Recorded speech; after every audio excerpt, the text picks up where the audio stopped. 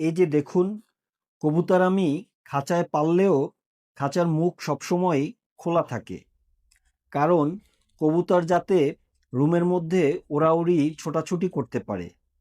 আর আমি খাবারগুলো বাইরে নিচে দেই, যাতে করে তারা উড়ে এসে খাবার খেতে পারে। একটা কথা মনে রাখবেন, বন্দি জীবন কার কতক্ষণই বা ভালো লাগে বলেন? আমরা মানুষরা না হয় বলতে পারি যে আমার এই কাজটা ভালো লাগে না বা আমার এভাবে থাকতে ভালো লাগে না, কিন্তু পশু পাখি, ওরা তো আমাদের সাথে মনের ভাব প্রকাশ করতে পারে না, তাই তো তারা বলতেও পারে না তাদের বন্দি জীবন কতটা খারাপ লাগে। এজন্য আমি কবুতরকে একটু ওড়ার সুযোগ দিছি।